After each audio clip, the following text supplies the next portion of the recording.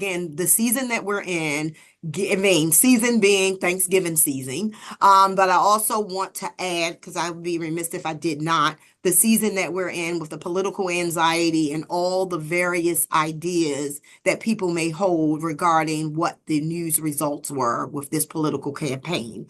Whether you are on the victory team of side of things, there could be an emotional response, or you are on the side of team that feels disappointed, there is a level of response. So today we want to incorporate all things, including the season of Thanksgiving, to be able to talk about how giving changes our emotional response to the things that we live with and deal with on a daily basis. Does that make sense? So I'm going to share my little screen. Let me know if is it up sharing? Yep, it's up. All right, so slide one, of course, talks about who we are. As stated, I am Dr. Tanya Phillips, Program Manager and Counselor over here at the Faculty Staff and Assistance Program, undergirded by the great Tanya DeBarros, and the two of us do some dynamic work on this campus, being able to provide our faculty and staff with support. Our only mission and a very short focus is to provide our faculty and staff with psychological services to connect them where they need to be or where they can be to ensure their functioning and missionality for what we do around here every day. So I kind of combined two slides really quick in a nice capstone statement. So what we're talking about today is the correlation between giving, well-being, and our mental health. Essentially, how does giving and gratitude impact how we feel, how we function, and how we exist? A short overview. We'll spend a little time exploring the relationship between giving to others, mental well-being, and the unique cultural emphasis on gratitude during Thanksgiving. Understand how acts of kindness, gratitude, and communal giving positively influences our mental spaces and our mental well-being. So the science behind giving, I'll talk a little bit about. There's a boatload of data and a boatload of research that talks about how giving releases those feel-good hormones like dopamine and endorphins and oxytocin. What those hormones do, these are all feel-good hormones, and they give us feelings of satisfaction and well-being and cause the pleasure reward centers in your brain to light up. What we know about our activity in our brain is when we feel good, we feel good. All right, so these studies show a strong link between pro-social behavior, such as volunteering, giving donations, giving back, and improved well-being, including lower stress and higher levels of happiness. All right, gratitude tends to lean into the idea that I have so much to give someone that may have so little, and my giving could possibly change the trajectory of their day or the trajectory of their life. So studies that were done by 2018 in a psychological bulletin reported that people who give regularly report higher levels of happiness than those who don't.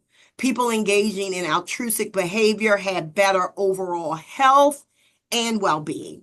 So from a science perspective, we can see that there is a direct correlation between me showing up for others, even possibly in my own distress, showing up for others. It brings about a sense of purpose, it brings about a sense of belonging, and it brings about a total sense of well-being.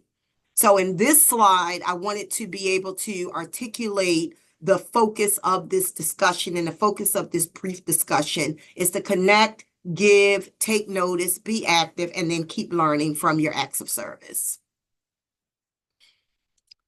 Our next slide looks at Thanksgiving and gratitude. Here, I want you to pause and just kind of take a breath and ask yourself, reflecting on gratitude, what am I grateful for? Who are the people that I trust enough that I want to connect with? Who are the people and where are the places that I want to serve? Right? Being thankful and grateful does not mean I have everything. It just means that, you know what, whatever I do have, I'm willing to share that. And that may not be a physical thing. That may be my knowledge, my resources, my skill, whatever abilities I have, I'm open and willing to bless others with that. What is gratitude's impact on mental health? We talked about that in the first slide. It increases positive emotions, reduces stress, depression, and anxiety. I think we all can relate to feeling some of that. And it improves self-worth and optimism, right? When I give to others, and essentially, I feel that I have something to offer. It enhances self-esteem and not written here, but it allows me just for a second to take my mind off of the other things that may be causing me a level of distress. All right, so essentially our self-worth, our ability to feel good about ourselves, our ability to actually sow and serve wherever we are is enhanced when we think from a lens of gratitude. The benefits of giving on our mental health, again, cannot stress enough. Same thing kind of repeated in the slide, but all of the literature around this was talking about charitable works and its impact to self-esteem, right? We look at enhanced self-esteem, how helping others boosts confidence and creates a sense of accomplishment. It reduces the anxiety and depression. The research was showing that engaging in acts of kindness lowers symptoms of depression and anxiety. We know that depression operates in a vacuum of isolation, a vacuum of, am I good enough? Am I worthy enough? Helpless and hopeless thoughts are often accompanied with anxiety and depression. So in giving, it reduces that, right? Has anyone here ever given somebody something so simple and they light up? They just light up because what? You thought of me, right? You thought enough of me to do this. And I think when we see that response from other people, it tends, again, to just give us that level of gratification that, you know what? Whatever I contributed in this space, it was meaningful, it was appreciated, and it was needed and warranted. So then again, of course, it increases the opportunity for social connections. When we give, we promote a sense of community, belonging, and support. So that's usually looking at social communal giving, right? Being a part of a group that's giving things or hoping things, helping things along from a communal place. And if we really think about, when I opened this up, I talked a lot about the political climate being a very much part of the season that we're embedded in. I think it's really important when we think about giving, even though we may not feel that we have much to give, a listening ear can be what we give, right? A hug can be what we give.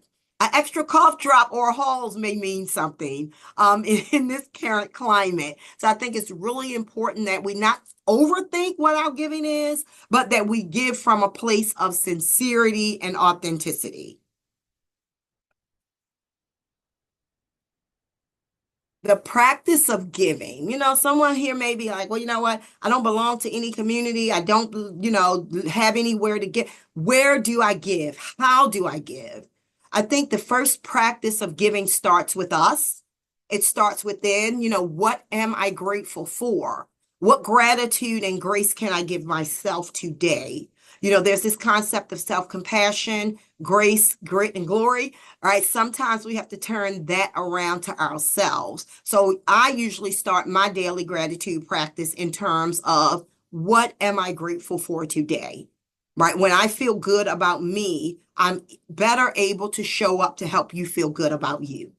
All right. So the first thing, daily gratitude practice, what is yours? It could very well be keeping a gratitude journal, practicing mindful gratitude exercises. All right. What am I saying to myself? What am I thinking about myself? How do I show up mindfully for others in spaces? How do I give back to others?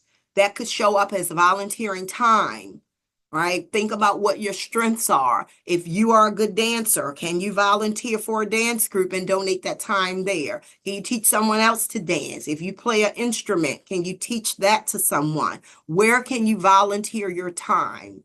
Donating resources.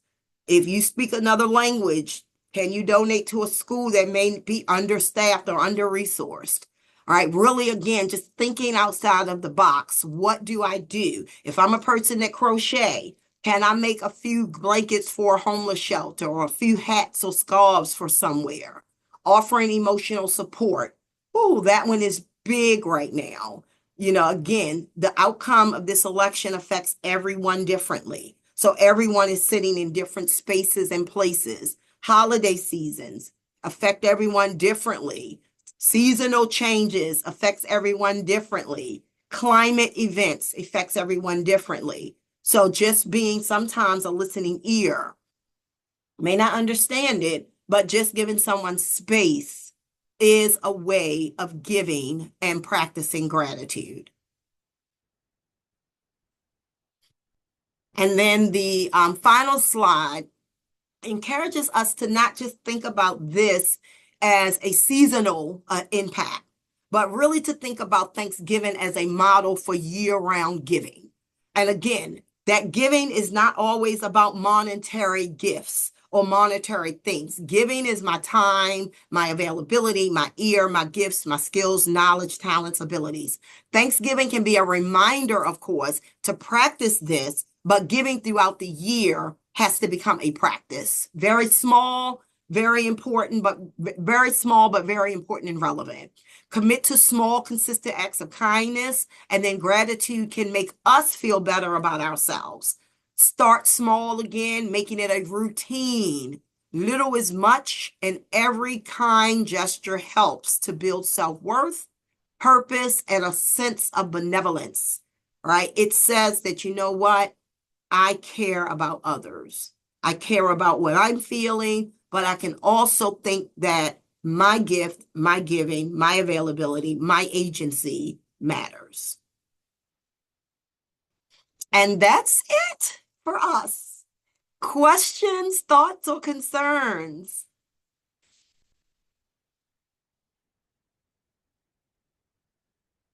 Given the climate that we're dealing with today, what would you suggest that you want to give to yourselves today? Before anyone else, what would you give to yourselves today?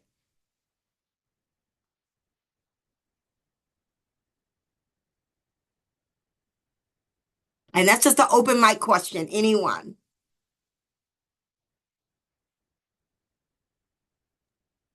Mental peace, Markel.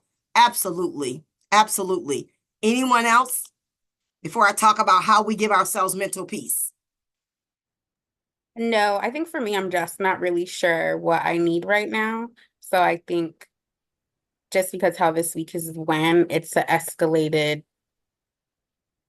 been in this place before, but obviously this was like 8 years ago. So now being in a different space, I think it's really rough to see like what would be like mental peace is great, but I'm also like, child, I don't even know how the bridge to get there.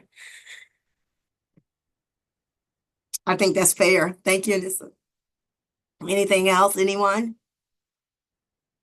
I think it's really important when we think about the space that we're in. If for me, if I had to give anything to anyone, it would be my own oxygen mask first. All right. And with that acceptance that, wow, right? That wow is a reality experience. And in that wow and exhale, you noticed I wowed and exhaled. I'm willing to give myself permission to just be. And if the gratitude and grace that I need to give myself today is wrapped in self-compassion and self-love and self-acceptance of whatever emotion I feel without judgment, disappointment and gratitude and joy and love and peace and sadness and anger and frustration and disappointment and anger and sadness and gratitude. They are all on a secular cycle of yes in this experience, meaning they're acceptable. They're acceptable. The only thing that I ask you all in the idea of giving yourselves love and giving yourself space to love and grow to share that love is that you not lie about anything that you feel in this season.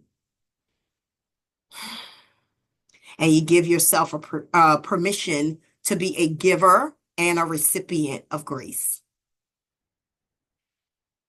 And if people around you do not know how to give it, feel free to ask for it.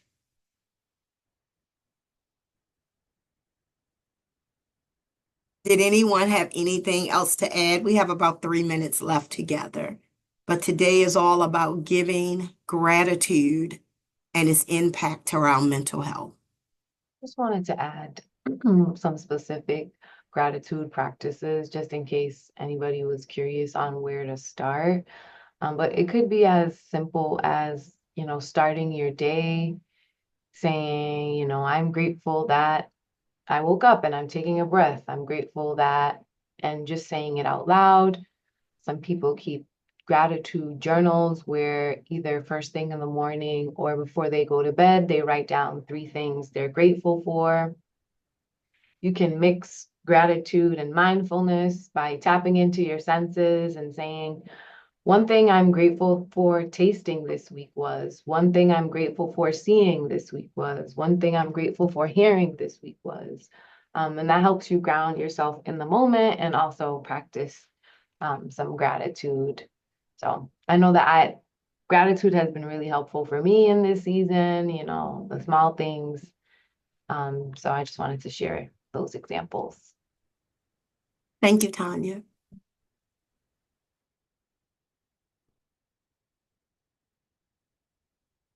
And remember, there's no right or wrong way for giving to anyone or yourselves. There's no right or wrong way.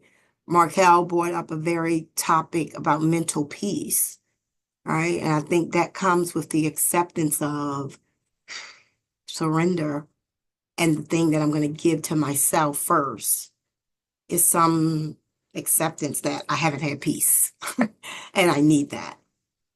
And finding that by any means necessary for yourselves. As always, the Faculty, Staff, and Assistance Program, our only mission around here is you. So if you guys need us, please do not hesitate to send an email or a message indicating an availability for an appointment. In transparency, we are a little swamped, so appointments are not like tomorrow, but they're also not like December.